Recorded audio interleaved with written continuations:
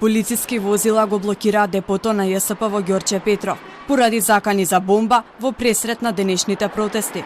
Вработените беа надвор пред базата и не беа пуштени да влезат внатре.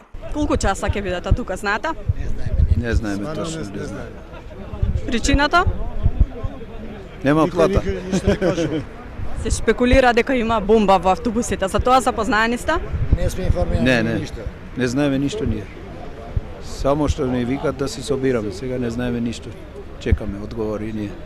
Внатре во базата, полициски специјални единици ги проверува автобусите. Еден по еден, по завршена проверка, автобусите ги пуштаа на линија.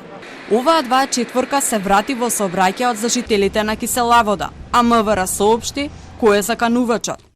Денеска од полициски службеници е приведен Ј.И. вработен во ЈСП. По претходна пријава, околу 5 часот од ЈСП, дека од неговиот мејл на службениот мејл на ЈСП и на мејловите на сите директори, службите за финансии, правни и други служби во ЈСП, со закана дека поради нередовно земање на плата планирал да постави бомба во автобус на ЈСП, која би експлодирала денес за време на протестите. Автобусите беа исклучувани во утринскиот шпиц. Патниците кои ги употребиле своите билети, наместо превоз, добиле информација од возачите дека нема да возат без да им биде објаснета причината за тоа.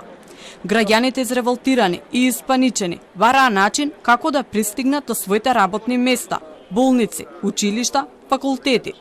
Тоа направи хаос во сообраќајот. Дел од нив тргнале пеш, а дел, не знаејќи што се случува, останале да го чекаат јавниот градски превоз. 21 од Бардовци за Скопје. Треба да идам, да имам работа. Не доваѓа, чекам цел сат за џабе. И се враќам назад, го зимам ова магаренце. Со него да идам со точаков до Ѓорче, да идам кај лекар матичен, да земам други работи што ми требат. И сега душа ми излезе од возење.